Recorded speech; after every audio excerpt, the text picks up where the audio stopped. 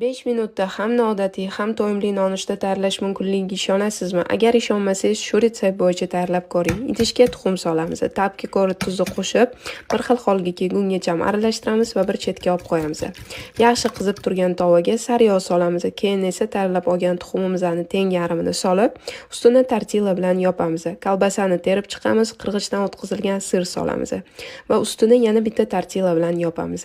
Ana endi esa navbat pomidorga. Pomidorni ham terib chiqamiz, yana qirg'ichdan o'tkazilgan sir solib, ustini tortilla bilan yopamiz.